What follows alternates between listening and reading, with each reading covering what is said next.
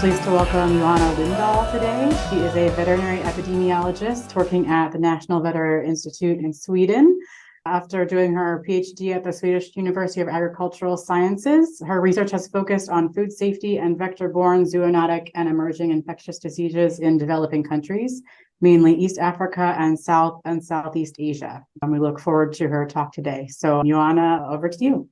Thank you. So as mentioned, I work at the Swedish National Veterinary Institute, but a lot of the work I'm going to present has been done while I was at the International Livestock Research Institute and at Uppsala University. But in short, I could summarize my whole presentation with this. It's going to be a bit about how diseases flow from animals to food, from environment to food, from environment to animals, from food to animals, from animals to environment, among animals, and over to humans from all these different sources. So that's a bit of a summary of what I'm going to say. But in brief, the topics I'm trying to cover a bit briefly is going to be about food security and food safety, zoonotic diseases, but also livestock systems. And here I'm talking about intensification, extensification, and subsistence farming. I mean, we all know we are 8 billion people and we are increasing, which means there are more and more people that need food. And more of us are not actively producing food in any way, which means that the few people that are producing food need to produce more to cater for the rest of us. About 50% of the population is urban today, and this is also increasing, which means that the production has to move close to urban areas. A lot of the people living are not living even close to areas where a lot of the food production happens. There's also been a lot of trends in what people are eating. For example, meat consumption has been definitely outpacing the developed countries in the developing countries. So already now, most of the meat is consumed in lower and middle income countries. So there's been a lot of changes in this way. As you can see, if we look at the bar, if we look at sub-Saharan Africa, we can see that meat consumption has been increasing quite a lot. But especially if we look at South Asia, to the right here, we can see that meat consumption has been increasing and is estimated to increase by 300%. And that's a lot of meat. We have increasing demands for these kind of livestock products and also for other kind of agricultural produce, which has a lot to do with food security and sustainability. But we also have a problem with bridging the gaps of demand and supply at a global level. So with more people, we're going to need to produce more food. And most of this must come from the same amount of land that is already producing food, because there isn't that much more land that we can use. And with the future challenges, we will have to achieve greater production when it's approximately 2 to 4 degrees warmer than today. And just looking at like economic revenues from agricultural and especially animal source foods, we can see that to the left, 4 out of 5 most economically valuable products are actually from animals, from livestock, which means they have a tremendous economic importance. But why are we seeing that much increase in demands? Well, in addition to more and more people, there are growing urbanization and growing middle income classes, which means that more people have more money and then you want to eat better. And therefore, people are wanting more and more animal products. Also, we have a globalization, which is coupled to changing preferences. Nowadays, everyone around the world wants to eat sushi. And suddenly we have changes in what we're eating, which may affect the demands for different products. Globally, also, there are big productivity gaps. And a lot of this is due to poor animal health. If we talk about developing country regions, some of them can have gaps up to 430%. The blue bar here is the productivity of cows in 1980, and the red is in 2005. So this is pretty old. So this has still been a lot of progress made. But you can see what cows are producing in industrialized countries and compare that to South Asia or Africa. And we can see that these animals are really of poor productivity. So one trend that is happening is intensification. People keeping more and more livestock in a smaller area. And that kind of is supposed to be more efficient. And well, you know how we can look in different parts of the world. You can have intensifying livestock systems for different kind of animals. And it has a lot of benefits. First of all, you can really improve biosecurity. When, for example, the African swine fever outbreak came to Asia, it was noted that the farms that were really commercialized and had good biosecurity were better off. They were safer. So you can protect the animals better if you keep them in a building. You can use kind of all-in, all-out systems. You can put all the animals in together and no new animals, and then you remove all of them at the same time. And then you will not get any more diseases than you had from the beginning. You can have generally higher standards. If it's more economically beneficially, you can have more people taking care of it. You can have people with higher education.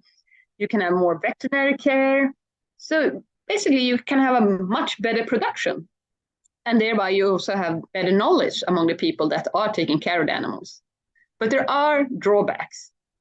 If you get some kind of disease into these systems, such as when avian flu comes into an intensive poultry unit, the infection pressure can be tremendous and every animal can get infected really quickly. There are also issues with stress and animal welfare. If you have too many animals that are, well, it's difficult for animals to establish hierarchy if there are too many. So you will have more fighting and more stress for the animals. And of course, stress will also negatively affect the immune system. And then the animals tend to get sicker. But generally, if you talk about intensification and industrialization of animal keeping, we do have increased profits. People can have growth of off-farm incomes as well, because you can maybe have more jobs. There are reduction in greenhouse gases per unit of animal source food produced, and I will get back to that. And these intensive units can maintain higher biosecurity, as I mentioned, and also you separate the animals from the humans. And all these increased incomes may mean that people are less vulnerable to disease because people will have money to protect themselves. And this is a publication that looked at greenhouse gases per kilogram of animal protein produced. So if you look at blue, it's where you have a lot of greenhouse gases per kilogram of animal. And we see that in these really low producing areas, the cows are producing a lot of greenhouse gases, but not producing a lot of animal protein. So because of the low productivity, they are worse for the environment. And improving productivity doesn't really have to be rocket science. This was an example of a training in Northeast India, where we tried to improve the hygiene to make the milk less contaminated with bacteria. And the people that got the training, they said they had less diseases, and more of all, they had higher milk production. You can see that the effect was not tremendous. It was less than 1 liter on average, but people were still very happy, and they were happy to maintain the hygiene measures because they felt they gained more money. So the effect on the food safety was good, and also on the productivity and the incomes for the farmers. But when we looked at, for example, Brucella prevalence, there was no difference. There are backsides of increasing productivity on animals. For example, more high-producing animals will need more concentrates. And concentrates, as many of you may know, they can have high levels of aflatoxins, which is a mycotoxin that grows in very many crops. So these mycotoxins are produced by molds growing on cereals. And this is actually a way of drying milled cereals in Uganda. And you can see that it's, of course, a lot of risk of contamination here. And the more high producing the cattle is, it also seems that they transfer a higher proportion of this toxin into the milk. So they will convert the highly toxic aflatoxin B1 into aflatoxin M1. And in many countries, milk is mostly consumed by children and pregnant women, which means they are more at risk. And these aflatoxins are associated with immunosuppression and stunting, but most of all, it is a known carcinogen, one of the most carcinogenic substances we know of, and is strongly associated with liver cancer. And this has been a real problem, especially in large parts of Africa. This is an example of Kenya, where 2.3 million of bags were contaminated with this toxin and had to be destroyed. There has also been many examples of relief food, such as World Food Programme, handing out maize that are contaminated with this carcinogenic substance. And here we have a real example where we have a conflict between food safety and food security. Because basically, if we had 2.3 million bags of contaminated maize, we should throw them away because this toxin is really bad for human health. But 2.3 million bags of maize can also feed a lot of people in Africa. So we looked a bit at a risk assessment. We calculated based on what is known about aflatoxin and what we know about the consumption levels in Kenya, that there would approximately be 1,346 deaths per year in Kenya due to this substance causing liver cancer. We could not calculate the effects on stunting because too little is known there. But if we would throw away all the food that had contamination levels above the legal levels, well, you can see, I'm not going to get through all the numbers, but you can see how much we would have to discard. When it comes to maize, we would have to discard, well, 734 million kilograms. And that could have fed millions of people. So the question is, we don't want people to eat the carcinogenic food, but how many people should starve for us to save these thousands of people? So this is a conflict that policymakers do have to take. Another example I'm going to get into of industrialization is the case of Japanese encephalitis virus. So this is a virus spread in Asia. The natural reservoirs are birds, and the virus is spread by mosquitoes, and it also infects pigs, and pigs are very good amplifying hosts. So there will be a cycle between birds and pigs, potentially also bats. And occasionally, if a human or a horse would get close enough to these mosquitoes, the mosquito may accidentally bite a human. And for human, this is a pretty dangerous virus. Out of the people that get symptoms, 1/3 will die, and another third will be handicapped, probably for the rest of their life. So it's a rather severe disease. It also kills a lot of horses. But looking at what happened when Japan started industrializing their pig production, you can see the numbers of pigs, which is this dotted line, which has been growing tremendously during this time. The number of farms have been reducing quite a lot, which means that there are much fewer farms, but each farm has much more pigs, many more. And what happens when you make bigger pig farms is that you tend to move them more out on the countryside because you can't really afford to keep a gigantic pig farm inside of a city.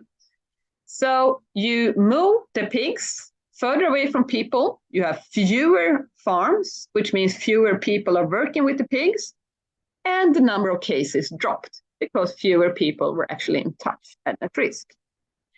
We also talk sometimes about extensification, which is the opposite trend to intensification. We all know how it can look in the commercial for example, organic products, how it looks with outdoor keeping. And of course, this has a lot of benefits as well. Animal welfare improves, the animals are happier, they get better air, they get less respiratory diseases, they have less infection pressure, much fewer animals per unit. But there are drawbacks of this system as well. There is a low biosecurity. It's impossible to keep an animal safe from all kinds of pathogens when it's out eating grass and dirt. Diseases are coming back. Some diseases that were almost eradicated are starting to come back in these kind of organic, extensive farming systems. There are sanitary issues. It's much more difficult to sanitize a pasture from parasites than it is to completely clean a barn, where you can also use disinfectants. To a certain degree, we also have injustices coupled to this system. Many of us are fed the ideas that organic production are much more healthy, they have less pesticides, less chemicals in them, and it is something that many people want to buy if they can afford it. But a lot of people cannot afford it. And it's also a bit of an issue of if we are going to produce organic productions, there is much less productivity per unit of area, which means we cannot produce as much food. So here we might get higher quality food, but we will reduce the food security aspect if everyone would eat organic. Backyard farming is in a way coupled to extensification, and it's also very close to subsistence farming. But backyard farming we often use, for example, if people in high-income countries decide to keep a couple of poultry because you want your own eggs, keep a couple of cows or some goats.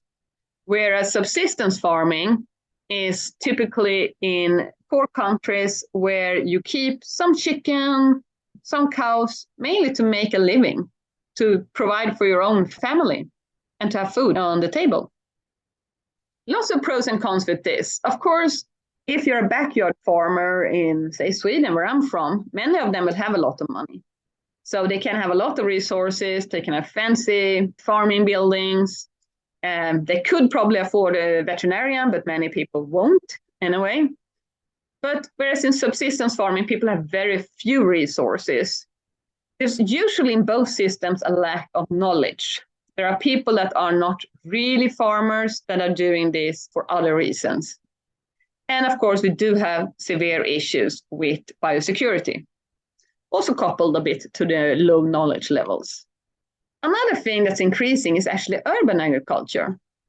It's developing in all parts of the world, and it is estimated that approximately 1/5 of all the food is produced in urban and peri-urban areas. And this is really economically crucial for many poor smallholders. And one thing with it is that people often live very close to the animals. So it has good and bad things. It's really good economically to be close to the market. But of course, you can also see that there is local markets with living and dead animals can have some problems. It's possible to use urban waste and wastewater, which is good for sustainability. It's good to use the wastes, but we're definitely getting a problem with lacking sanitation in these areas. Women can combine it with household work, and it's very important economically for many women. But there's also a risk for the family when you live in close proximity to the animals you keep. So most importantly, this kind of agriculture, especially in poor countries, is an opportunity to provide foods for the family, especially important in slum areas where this might be the only source of food for many. But especially also in the slum areas, we have a really high density of people and animals, and we all know that that increases the risk of disease transmission. So there are definitely good and bad with these kind of systems. The alternative to urban agriculture is, of course, to bring the food to the cities. And that means there are an increase of large production units outside urban areas, but that means a need for transporting. And here's a cattle transport, also in Uganda, but in many cases, the animals are actually trekked. So you will have some herders actually moving the animals in large herds towards the cities. In many countries, there is a problem with infrastructure and cooling facilities, which means that you do need to transport the animals when they are still alive. And that also means you have a problem with disease spread. And when all these animals congregate at animal markets in the city or close to the city, we have a big risk of disease transmission. So all this talking about more and more animal source foods being consumed, we do see negative health risks, of course. There is an increase in foodborne disease. And we all know there are new diseases that are emerging and jumping from animals to humans. We do have problems with resistance to drugs, which can transfer to pathogens that affect humans. We do see a shift in the dynamics of the vector-borne diseases. And there's also, of course, an increase of non-communicable diseases associated with overconsumption of livestock products, but I'm not going to get into that. The food safety issues is very much because animal source foods are very perishable. They are susceptible to a lot of contamination, and a lot of bacteria grows very well in animal products. The animals often themselves can have bacterial contamination and parasites, which means they are contaminated from the beginning. We also, as I mentioned, we see new habits and foods, which means people may be eating things they don't really know how to prepare properly. And we also know that there are many places where the food preparation is definitely suboptimal. And this is an example from Ho Chi Minh City in Vietnam, where you will have basically a street food restaurant on the street where you can see him preparing the chicken meat while smoking and throwing the leftover products to a live chicken next to him. And most of you can probably see that there are definitely some disease risks in this system. What has been especially talked about since COVID came are wet markets and animal markets. And what are these really? Well, they're called wet markets because when we sell animal products, there's usually quite a lot of water present. So in many of these areas, there is continuous flow of water and moisture. And especially when people sell fish. We also have a concept called dry markets, which are food markets that are basically mostly selling spices and cereals, which are more dry. And they're often kept a bit separate from these wet markets because you don't want your cereals, your flours to get completely wet. They can be in the same vicinity, but often a bit separated. All wet markets are not selling live animals, but many will. Of the markets that are selling live animals, a lot of them are not selling wild animals. They're mostly selling domestic animals. But of course, you will have some gray zones where you have wild animals that have been kept in captivity and bred. So there can be different mixes. But what we often see when there are live animals is a mix between species. To the left, you can see both chicken and geese and ducks. So there's usually quite a lot of animals kept in a very dense area. And of course, they are very stressed and they will transmit a lot of diseases. In these markets, there are often a lot of food being produced and also sold for eating at the markets to provide for food for the people working, but also for the customers. And it can be of all sorts. We also kind of usually tend to think of these wet markets as informal markets, in difference to the formal markets, where to the left you can see a supermarket, and supermarkets are increasing in many countries. But when we have looked at food safety indicators, such as bacteria, there is usually quite a lot of problems with bacterial contaminations also in these upcoming supermarkets, often because of low knowledge, food being kept longer than they should maybe, poor infrastructure, lacking cold chains. You can have electricity cuts, which means that sometimes the refrigerator isn't cold. And many of these wet markets, as you can see to the right, where you have men keeping live chicken and slaughtering them on site, there is actually inspectors there to the left also. So this is not completely informal. They're actually registered vendors and they have an inspection system. So it's not a completely clear-cut system. But why are we having these wet markets still? We're in 2023. But still, these markets are providing a lot of accessibility. They are close to where people are. They are affordable to many. And it's also a matter of culture. If your mother was buying in these markets, you're more tend to do it yourself. There are services. If you know the vendors, maybe you can get credits. You can usually buy things in small amounts. Instead of having to go and buy a liter of milk in the supermarket, you can buy a deciliter. If that is all you can afford today, then you can buy as much as you have money for. Since they are closer, they are less depending on infrastructure, and they have much less need for freezers and cars, which means it's easier to keep them. Well, in a way, it's a freshness, because usually you would slaughter the animals on site, or they are slaughtered in the morning and sold within a couple of hours in the morning, which means people are kind of getting used to warm meat. You want the meat to be warm and you don't want it to be refrigerated. In some places, people don't really trust the refrigerated meat because you don't really know where it came from or how old it is. Whereas in the market, you can see the animals be slaughtered. You can select the chicken you want. You can see it's not a sick chicken, or at least you can believe that you can see that. So there has a lot of aspects in this. And to a certain degree, when we talk about the wet markets, we must understand that even though there is a risk of diseases coming from these systems, people are much more concerned about getting food today than they are about the potential risks of a disease emerging in the future. So for these people, these markers are extremely important.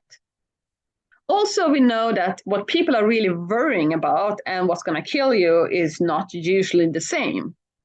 For example, in a study we did in Vietnam, there was a lot of concern about chemicals in the meat. And when we did the study, we found that there was only approximately 1% of the products that had maximum residue levels. Well, basically chemical levels that were above the maximum allowed levels, and it wasn't very high. Whereas when we looked at the salmonella contamination, we could find that these levels basically would mean that the annual incidence rate was above 10%. So the salmonella is a really high risk, but people are still much more concerned about the chemicals. And globally, we can also see that the infectious diseases has been reducing a lot, especially in high income and also to a certain degree middle income countries. This also means that the infectious diseases are getting less attention and less money to study. And therefore, many are neglected still, and they are mainly affecting poor communities and in many cases giving chronic morbidity. And for example, if we would look at the 10 leading causes of death in the world, diarrhea, well, it is in the top 10. But if we would compare the high-income countries with the low-income countries, you can see that diarrhea is on the top 3, whereas if you look only at high-income countries, diarrhea is not even on the top 10. So there's a lot of social injustices here. If we would look at foodborne diseases, and if you compare, for example, the burden of these diseases, we can see that most of it is microbes, mostly bacteria. Aflatoxins that we talked about before has a very little role. And out of these microbes and helminths, most of them are zoonotic, so they are coming from animals.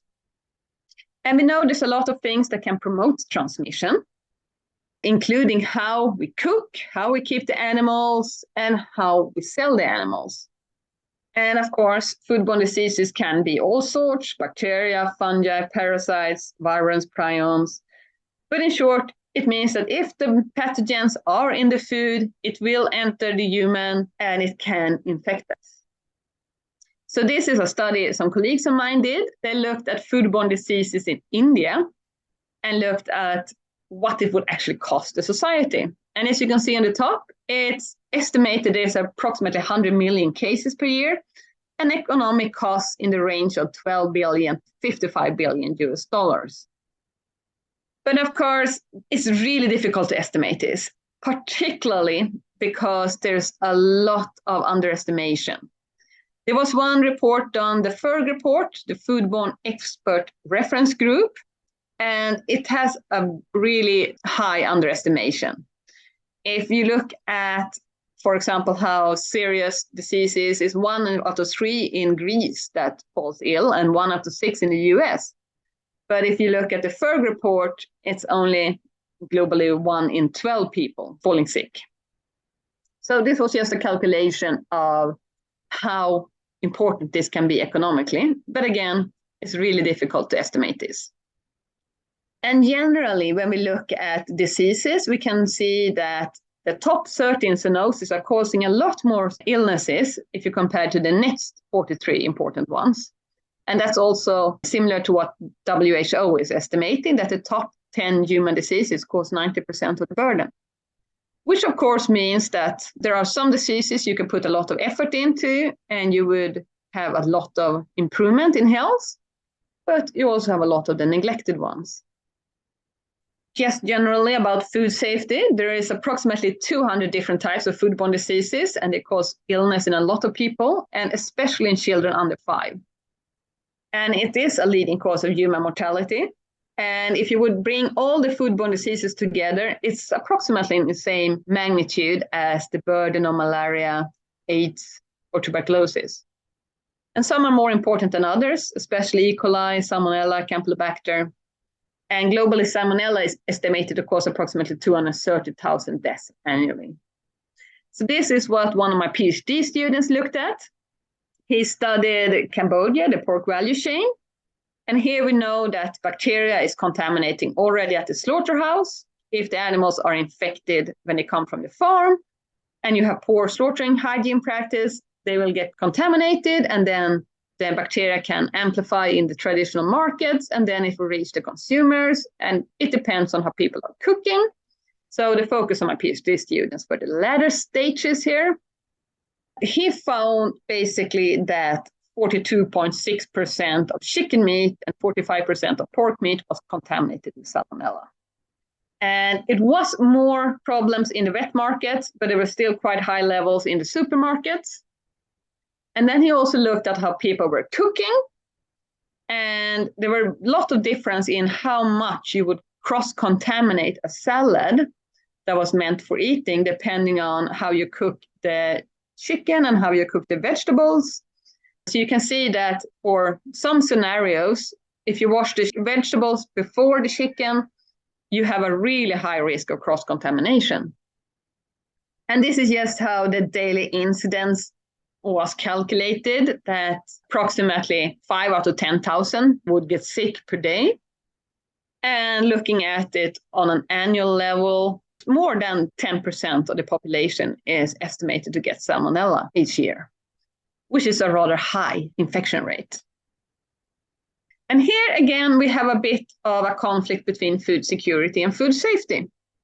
For example, in Sweden, we have decided that we don't allow food to have salmonella.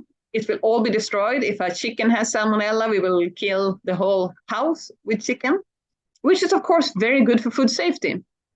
But if you would have a country like Cambodia, where almost 50% of the food has salmonella, you could not really go that far in food safety prevention, because then you would really affect the food security and the economy. So here again, we have a bit of an example of a complex trade-off that you have to make when you're a policymaker. I'm going to touch a little bit more on antimicrobial resistance. And as you know, this is when microorganisms are no longer sensitive to antibiotics. This can be transferred between different bacteria.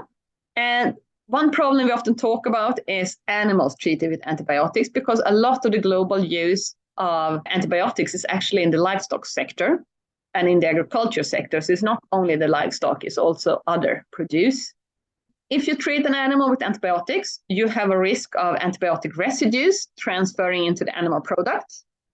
And you also have a risk of the bacteria in the animal getting resistant and then transferring these bacteria to humans later on. So this is an example of a project we did in Laos, when we found that 2 out of 3 raw chicken samples had salmonella. And most of these salmonella strains we found were resistant. And some were even resistant to all 3 antibiotics we tested. And it was rather common for many samples to be resistant to both trimethoprim and ampicillin, which are rather common antibiotics. So another study we did was in India, where we know that antibiotic resistance infections in newborn babies can claim 60,000 lives each year. And more than 70% of E. coli and Klebsiella are multi-drug resistant, which is rather serious. And 70% of individuals have resistant bacteria in their stools. And it's also been found in some studies that tourists going to India will come back with more resistant bacteria in their stool. So India is a country that has a real big problem with antimicrobial resistance. So my PhD student was looking mainly at the dairy sector of India. And the dairy sector is really important. Many people are vegetarians, but consume milk, either in form of curd or paneer cheese. But the cow is also very important from a religious point of view, which means it's also illegal to slaughter cows in many parts of the country. So there's an increasing demand, but most farms still have less than 5 calves or 5 buffaloes. There are some cooperatives nowadays that try to improve the hygiene of the milk, but generally there's a lot of poor infrastructure, and most people are completely unorganized and selling raw milk from milkmen or on the street. Antibiotics are used a lot on the dairy farms, both as a treatment, but sometimes preventively, and in many cases to increase productivity. When we ask farmers what is the purpose of antibiotics, some actually answer it is to increase productivity. But Antibiotics are very important, for example, for treating diseases such as mastitis, other infections, and farmers can access antibiotics without getting any prescriptions. So you can just buy them at a pharmacy. And it's often been found that milk samples contain antibiotic residues and also antibiotic-resistant bacteria. So we did look at what was really the antibiotic usage on small-scale dairy farms. So we visited the farms, we interviewed the farmers, and we also looked for antibiotics, both in the milk and at the farm. And here you can see that 40 samples out of 491 were positive for antibiotic residues, which is not very much. But most of these actually had levels above the allowed levels. It was also a problem, as you can see in the figure, that even though many reported use last year, we will find 49. Out of these, there were also many farmers that said they didn't use antibiotic last year, where we could find antibiotics on the farm. And there were many farms which said they didn't use antibiotics, which had antibiotic in the milk. So many farmers are actually not aware of what is an antibiotic. They don't sometimes know if the pharmacist is prescribing something or the veterinarian comes and gives an injection. They don't know what it is. And many people are not aware about withdrawal times. Withdrawal time is the time after injecting an antibiotics where you should not consume the milk. And another problem we have with that is that if you would throw away the milk, you would negatively affect people's incomes and you would reduce the food security. And we also have a problem with where are people throwing away these products that have antibiotics in them, because it will end up in the environment. So when we also looked at vendors selling the milk, less than 50% said they knew about antibiotics. And people had a lot of different perceptions, such as if an antibiotic is expensive, then it is better. And if you would use more of it, it will make it more efficient. And only one person that sold milk knew about this withdrawal period. So why would the farmers not sell the milk with antibiotics if people that are selling and buying their milk doesn't know about it? So there's a lot of misperceptions about antibiotics, both among the milk producers and the milk sellers. We did test the milk for resistant bacteria, and 64.5% of it were positive. So it was pretty common that people were selling milk that had resistant bacteria in it. And since many people do drink the milk raw, there is definitely a risk of infection for people. But we also did find resistant bacteria in pasteurized milk, which is rather frightening. So we did want to look at how we can improve things in the future. And this is a bit the theory of change framework we were suggesting. In order to increase the access of a safe milk, we must also work with the farmers to make sure that there are less antimicrobial resistant bacteria. But we must also work with the consumers and the vendors to make sure that they ask for milk that hasn't any bacteria or residues in it, which means we also need to have the vendors aware of it. So there's a lot of things that needs to be done for this system to improve in the future. This has been published by my PhD student. But we also did look at the farmers and how they would treat animals. And if you can see this, it's very common for the farmers to treat the animals themselves because they couldn't access veterinarians. So they would use something that they had seen a veterinarian use or an old prescription. Also, the veterinarians were aware of that many farmers are using antibiotic without them being involved. And there's also a problem with quacks. So people that are neither veterinary extension workers or have any training still providing antibiotics. And this is an example of how it can look at. This is a dairy farm, which basically had his own pharmacy. He kept a lot of antibiotics at his farm in case he would want it. And many farmers were not aware of the antibiotics or about resistance. And they were not really aware about there being any problems or health risks to humans with this. So many dairy farmers will simply treat the animals by themselves. And the veterinarians would consider that the responsibility was mostly on the non-veterinary people providing antibiotics, but that also that farmers want quick results. Zoonotic diseases also were really a lot of lack of knowledge. Many people don't know about zoonotic diseases. Many people still think that manure is holy and it cannot give diseases. So there's still a lot of work to do with knowledge here.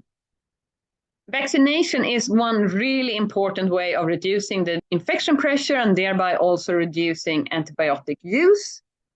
But many people don't actually access the vaccines they should be accessing. So the conclusions we had from our Indian project was that there's a lot of problems with the veterinary infrastructure, which means that people have a poor use of antibiotics, leading to more resistance. But also the veterinarians were not really wanting to talk about antibiotic resistance, because their perception was that the farmers wouldn't understand it, even if they tried. So there's a lot of issues with this. You have the veterinarians and the paravets prescribing antibiotics for things they maybe shouldn't prescribe because the farmers want it. You have problems with poor hygiene. People don't vaccinate. There is a lot of deficient resources. People don't know enough. There are lack of veterinarians. And there's also a complete lack of governance. The milk is never tested for residues, and people can access antibiotics wherever they want. So we did find there's a lot of things that could potentially be done. And I'm not going to get into that because we're running out of time. But we really need a One Health approach here to work both with the human sector and the veterinary sector, and especially work with the knowledge of people. Because also here we do have a bit of a trade-off, and it's a rather complex situation. We do want the farmers to use antibiotics properly, because using antibiotics will reduce disease, it will increase the productivity of the animals, it will improve animal welfare, it will improve food security. But using more antibiotics will inevitably cause antimicrobial resistance. So it's definitely a trade-off. We could, for example, increase the control of antibiotics in India by having mandatory prescriptions. You have to go to a doctor or a veterinarian to get a prescription, but that would reduce the access to both people getting the antibiotics they need for their diseases. It would make it more expensive and therefore less affordable to the poor people that have the most diseases. But it would definitely help the situation with antimicrobial resistance. So it's not really an easy choice for policymakers, this neither. So in conclusion, what we call the livestock revolution of increased productivity and increased demands has benefited a lot of people.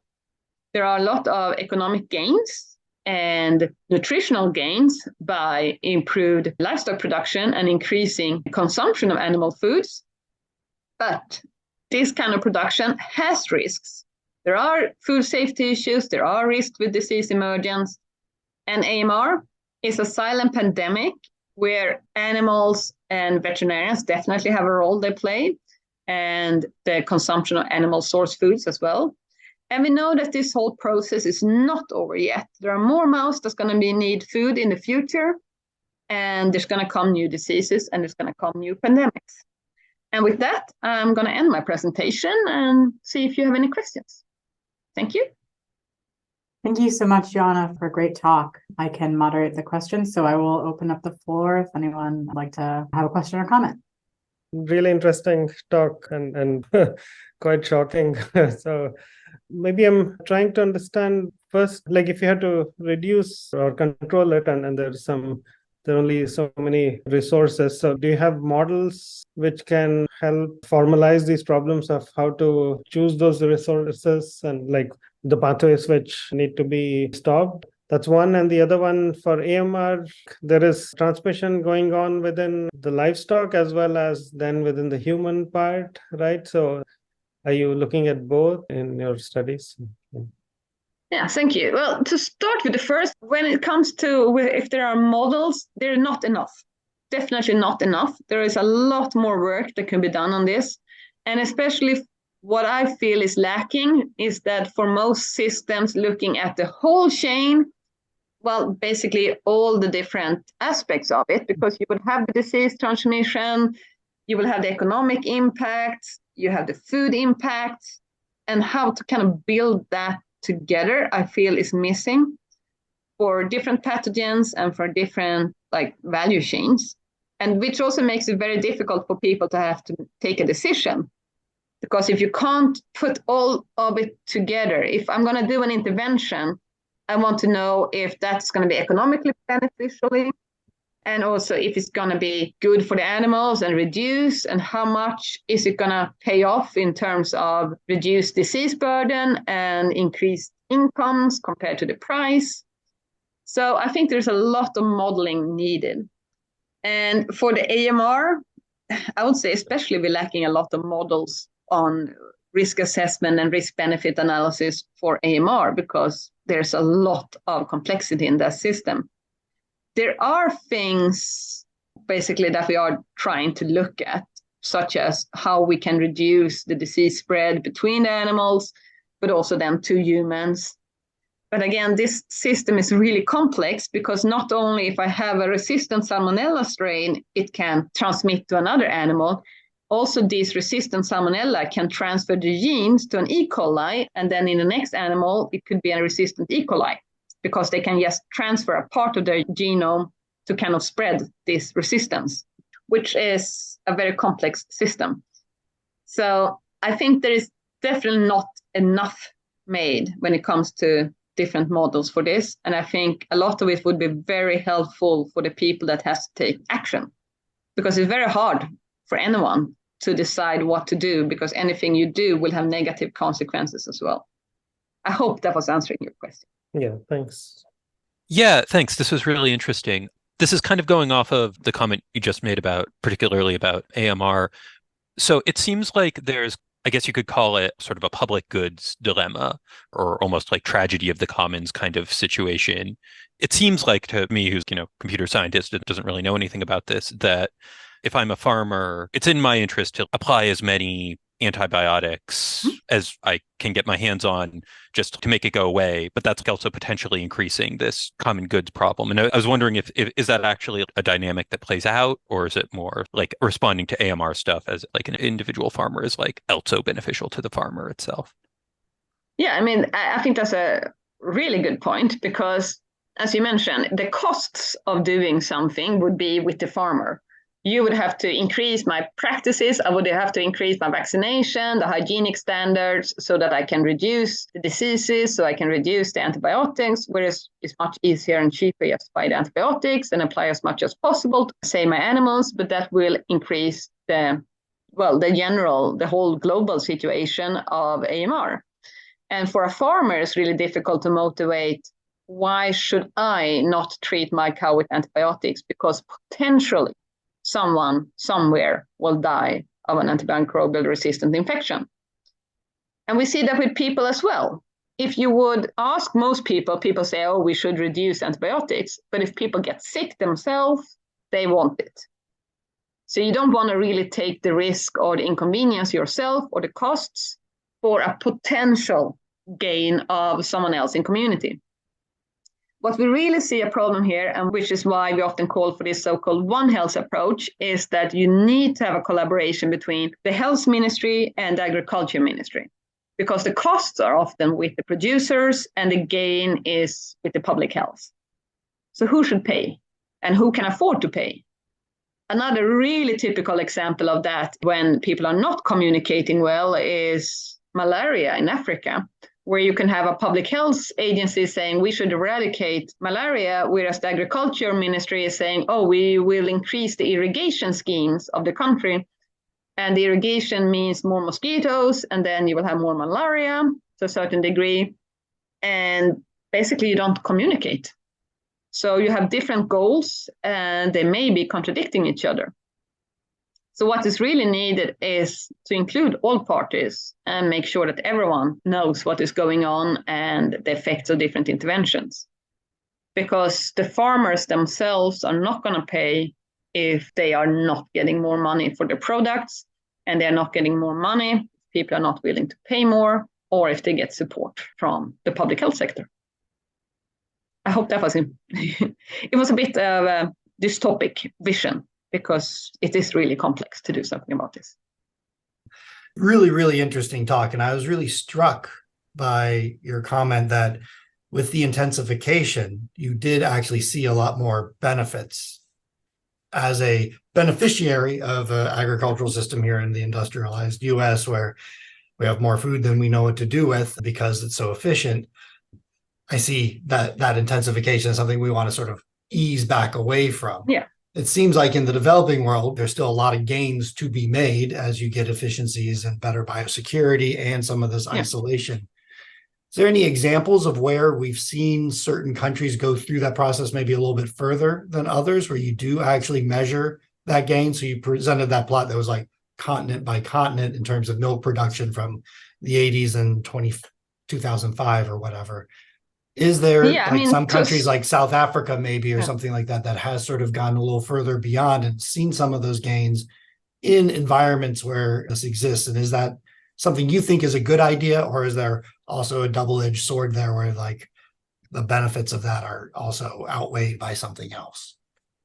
Yeah, I mean, unfortunately, it's often quite a double-edged sword in all places. I mean, we are seeing a lot of industrialization countries like Thailand. Most of the chicken production is in intensified units. Most of it is owned by very few companies. And then you also have, of course, a market problem or monopoly and these kind of really commercial settings. But yes, we are definitely seeing increasing industrialization and intensification. China has gigantic pig farms, which are highly intensified. But of course, if you don't have the hygienic standards and doing everything correctly with the biosecurity, then you get more diseases of it. So we still see a lot of negative effects in many of these systems. Well, also what we see with market structures, if you have a very informal and traditional system, there is a bit of less diseases. And if you have a highly industrialized system, when you have a good knowledge and good hygienic system, there is less diseases as well. But for this transition phase, where you have growing commercialization, growing farm sizes, but not the competence and not the resources to really do it properly, then you get more. Mm-hmm. And that is where we see many countries being at. Right. I hope that answered your question as well. I guess it does. Yeah. I mean, I see that. I mean, and that is the key thing, is like, what's the right sweet spot, or what intervention, I guess, would you aim this at? I guess vaccinations, although life always finds a way. So you get vaccine resistant instead of AMR things. I imagine you'd get the vaccine resistant, et cetera, et cetera. So, and with a lot of these, and we're always a bit behind the evolution of the bacteria. Yeah. Because we are seldom doing everything perfectly. If we would all vaccinate at the same time in a perfect manner, then we can probably reduce a lot of diseases or eradicate them. But we are often not doing it like 100%. And then we're kind of allowing for many pathogens to kind of evolve past the vaccination schemes. Well, thanks. Yeah. I don't want to take up too much more of your time. Sorry. That does seem like the thing, like you said, Ministry of Health, Ministry of Agriculture, they need to sort of get together. Are there any countries that have actually like just made Minister of Health Agriculture? And interestingly, for many low-income countries, this process is going quicker than it is in many high-income countries, because in some cases, well, I mean, in many industrialized countries, you've had a structure for a very long time with the public health ministry and an agriculture ministry, and they're not talking together. And in many countries, you don't really have that well-established systems. So if you're now establishing the systems and you know about the importance of One Health, it's easier to get people to work together because the silos have not been built yet. You get that leapfrog effect like they did with cell phones, for instance, and things like that nature, where you just sort of skip having a telephone system, just go straight to cell phones. Yeah. So Okay. there's that benefit. Well, Yeah. that gives us some hope for the future, right? I hope so. Okay. Okay. Thank you so much for talking with us. Thank you for interesting talk. If I may ask some question, what do you think about veganism movement or vegetarian movement could reduce livestock production, and could it be a solution for public health, or do you have any aspects on those?